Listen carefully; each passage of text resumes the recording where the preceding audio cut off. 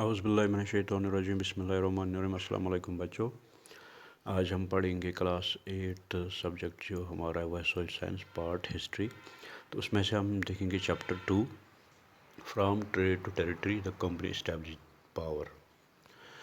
जहाँ तक इस चैप्टर का ताल्लुक़ है कि अब इसमें हम देखेंगे कि जो ब्रिटिशर्स है वो यहाँ पर हिंदुस्तान में एज़ ट्रेडर्स आए, उन्होंने वो यहाँ पर कारोबार की गर्ज आए, लेकिन एट द एंड उन्होंने इतनी बड़ी लैंड पर कब्ज़ा किया, यहाँ पर रूल किया। ये कैसे हुआ? वो पहले ट्रेडर्स थे, वो पहले एज ट्रेडर्स आए, उसके बाद यहाँ के वो रूलर्स बने। तो ये कैसे हुआ, इसी के बारे में हम पढ़ेंगे। तो अगर हम हिस्ट्री को देखेंगे कि कैसे जो ब्रिटिशर्स हैं उन्होंने कैसे यहाँ पर अपने कदम जमाए, उन्होंने वो यहाँ पर कैसे विराजमान हुए, वो उन्होंने यहाँ पर कैसे रूल किया।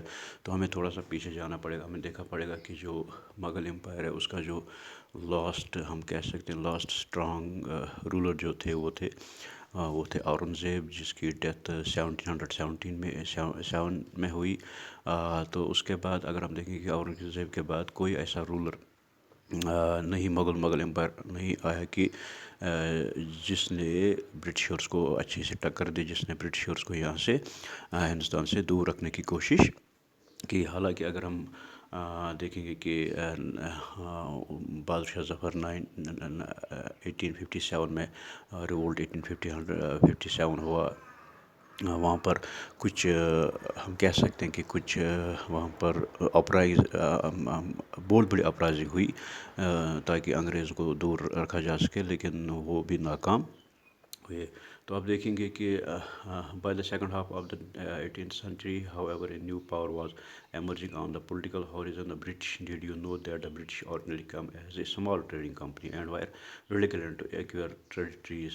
How then they come to be masters of a vast empire? In this chapter you will see this came about. तो अगर हम देखेंगे कि 18th second half of the 18th century में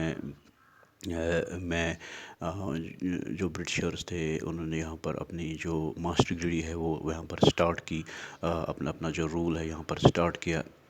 तो इस बड़ी लैंड का, इस बड़ी सी ज़मीन, सरज़मीन का पर हुकूमत करना, ये अपने कब्ज़े में ले, ये आसान काम नहीं था। ये कैसे हुआ? अगर पहले वो तो ब्रिटिशर्स ट्रेडर्स आए, उसके बाद वो अचानक हम नहीं कह सकते कि उसके बाद वो एंड पे यहाँ पर रूलर्स बन गए। ये कैसे हुआ वही हम इस चैप्टर में देखेंगे।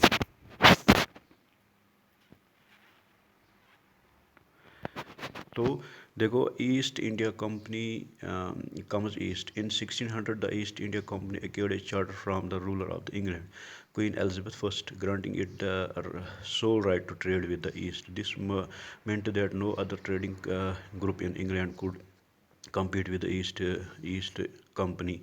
With this charter of the company could venture across the ocean looking for new lands for which it could buy goods at a cheap price and carry them back to Europe to sell at higher price. The company did not have to fear competition from other English trading companies. Mercantile traders companies in those days made profit primarily by excluding competition so that they could buy and sell cheap deers. अगर हम 1600 की बात करेंगे तो east India company जो है उसने एक बाज़ाब्ता एक हुक्मनामा लिया, हम कह सकते हैं कि हुक्मनामा लिया इंग्लैंड से। क्वीन एलिज़ाबेथ जो फर्स्ट थी वहाँ से ग्रांट परमिशन ली वहाँ से कि आप बिल्कुल जो ईस्ट से आप ट्रेड कर सकते हैं, सोल राइट ले सकते हैं ट्रेड की, तो आप ईस्ट से ट्रेड कर सकते हैं। तो इसका यही मतलब है कि जो अदर ग्रुप्स हैं यहाँ पर अदर ग्रुप्स नहीं होने चाहिए, यहाँ पर कंपटीशन नहीं होनी चाहिए, यहाँ पर बिल्कुल मोनोपोली होनी चाहिए कि अदर ग्रुप्स जो है वो यहाँ पर ट्रेड नहीं कर सकते हैं। तो इन दिनों जो हम कह सकते हैं कि हिंदुस्तान एक रिच कंट्री थी, बहुत सारी चीज़ों में यहाँ पर फाइन कॉटन मिलता था, यहाँ पर बहुत सारे स्पाइस मिलते थे, यहाँ पर बहुत सारी अच्छी चीज़ें मिलती थी जिनकी डिमांड पूरी दुनिया में थी। तो ये लोग चाहते हैं कि हम इन चीज़ों को बिल्कुल सस्ते दामों में ख़रीदें और अच्छे दामों पे, महंगे दामों पे हम यूरोप में ان کو بیچ سکے تاکہ زیادہ سے زیادہ ہم پروفٹ منافع جو ہے وہ حاصل کر سکے. لیکن جو کمپنی چاہتی تھی ویسا نہیں ہوا. کمپنی جو چاہتی تھی وہ یہاں پر اکیلے کاروبار کرے, یا ان کا کوئی کمپٹیٹر نہیں ہونا چاہیے. ان کے جو ہم کہہ سکتے ہیں کہ بزنس رائیولری نہیں ہونی چاہیے, لیکن ایسا نہیں ہو سکا.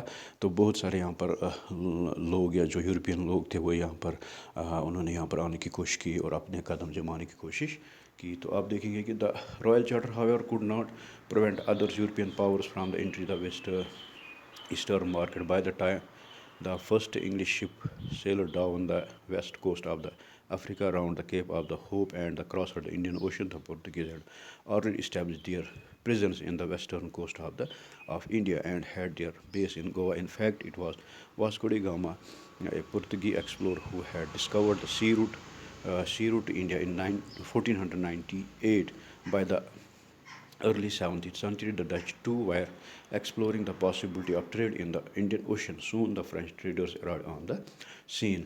تو ایسا نہیں ہو سکا کہ رائل چارٹر جو نکلا وہاں سے کہ آپ ہم یہاں پر مونوپولی اسٹیبلش کریں گے, خود ہی ٹریڈ کریں گے. لیکن اس سے پہلے بھی بہت سارے یہاں پر لوگ آئے تھے یہاں پر جنہوں نے ایکسپلور کیا تھا ہندوستان کو. جیسے واسکو ڈی گاما, ایک پرتگی سیلر جو تھا, اس نے 1498 میں سی روٹ آف انڈیا ڈسکور کیا. تو آپ کو یہ یاد رکھنا ہے کہ واسکو ڈی گاما نے جو سی روٹ آف انڈیا کب ڈسکور کیا, 1498 میں. تو وہ گوا, وہ سیدھا جو پرتگیز تھے وہ گوا میں جا رکے. تو بہت سارے ایسے ڈچ جو تھے وہ بھی یہاں پر آئے, فرینچ جو تھے وہ بھی یہاں پر آئے. تو ان میں جو بزنس رائیولریز ہے وہ بڑھ گئی. ان میں جو بزنس رائیولریز ہے, ان میں جو بزنس کمپٹیشن ہے وہ بڑھ گیا. جو چیزیں یہاں پر سستے داموں میں ملتی تھی وہ ان کو اب مہنگی داموں میں لوگ بیچنے لگے. اس کا نتیجہ یہ ہوا کہ ایسٹ انڈیا کمپنی کو فائدہ کم آنے لگا, کیونکہ وہ پہلے سستے داموں میں چیز خریدنا چاہتا تھا اور مہنگے داموں میں وہ یورپ جا کے بیچنا چاہتا تھا. لیکن ایسا نہیں ہوا. ایسا کیوں نہیں ہوا؟ کیونکہ ان کو بزنس رائیولریز بن گئی. جیسے فرینچ تھے, ڈچ تھے, ہم کہہ سکتے ہیں پرتگیز تھے. تو وہ بھی یہاں پر لوگ آنے لگے. اس طرح ان کو بزنس رائیولریز شروع ہونے لگی. The problem was that all the companies were interested in buying the same things. The fine quality of cotton, silk produced in India had a good market in Europe. Paper, clothes, cotton, and garment too were in great demand. Competition amongst the European companies inevitably pushed up the prices at which their goods could be purchased, and this reduced the profit and that could be earned. The only way the trading companies could flourish was by eliminating royal competitors.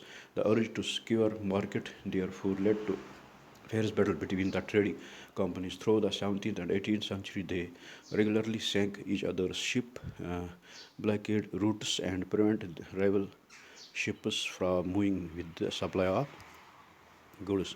Trade was carried on with arms, and trading companies were protected through fortification. This effort to fortify settlements and carry on profitable trade also led to the intense conflict with local rulers. The company therefore found it difficult to separate trade from politics. Let us see how this happened.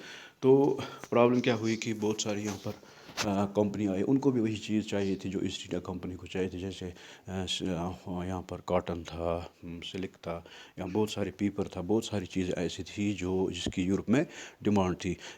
تو East India company کو بھی چاہیے تھی, اور ان کے other جو companies تھی, چاہے وہ ڈچ تھی, چاہے وہ فرینچ تھا یا پرتگیز تھا, ان کو بھی چاہیے. تو نتیجہ یہ ہوا کہ ان میں بزنس رائیولریز بڑھ گئی. یہ لوگ چاہتے تھے کہ ہم بالکل چیپیسٹ داموں پہ ہم خریدیں اور ہم بالکل ہائی ریٹس پہ ان کو یورپ میں بیچیں, تاکہ ہمیں جو پروفٹ ہے وہ زیادہ ہو سکے. لیکن ایسا نہیں ہو سکا. ان میں بزنس رائیولریز بڑھ گئی.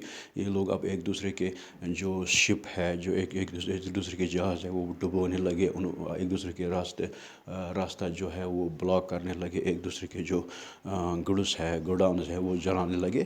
تو یہاں پر ایک ہم کہہ سکتے ہیں کہ ایک جنگ کا جو بزنس جنگ ہوتی ہے, بزنس وار جو یہاں پر ہم کہہ سکتے ہیں اس کو, شروع ہونے لگے. تو 18th اور 17th اور 18th سینچری میں وہ ایک دوسرے کو مطلب ریگولرلی اٹیک کرتے رہے. ود دا رزلٹ کیا ہوا کہ trade was carry on with arms and trading ports were protected through fortification. تو کیا ہوا کہ اب ان کو ٹریڈ جو ہے وہ ان کو آرمز کے ساتھ مطلب کرنا پڑا, ان کو کاروبار کے ساتھ کرنا پڑا. آرمز یہاں پر ہم کہہ سکتے ہیں کہ ان کو پروڈکشن کے ساتھ کرنا پڑا, ان کو اپنے لیے پروڈکشن رکھنی پڑی اپنے لیے سیکورٹی رکھنی پڑی تاکہ جو ٹریڈ جو ہے اس میں ہم کہہ سکیں انفلٹریشن نہ ہو سکے. This effort to fortify settlement and carry on profitable trade also lead to intense conflict with the local rulers.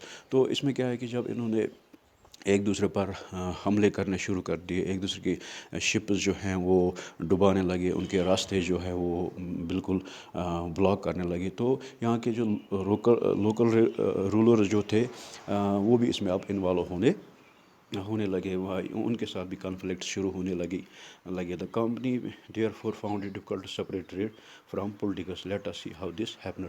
تو اسی طرح جو کمپنی ہے اس نے مطلب اپنے آپ کو ہم کہہ سکتے ہیں کہ اپنے آپ کو یہ بالکل الگ ہی نہیں کر پائی کہ پولیٹکس اور ٹریڈ کو الگ نہیں کر پائی, کیونکہ یہاں پر لوکل جو رولرز تھے وہ انوالو ہوئے اس میں کنفلکٹ میں انوالو ہوئے. جو وہاں پر فائنرز آتے تھے وہ بھی کنفلکٹس میں انوالو ہوئے.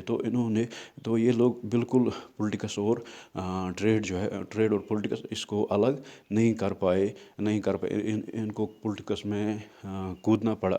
تو انشاءاللہ ہم کل دیکھیں گے کہ let us see how this happened. تو یہ کیسے ہوا کہ جو برٹشرز ہیں وہ کیسے پولیٹکس میں کود پڑے. تو انشاءاللہ یہ ہم کل دیکھیں گے. خدا حافظ.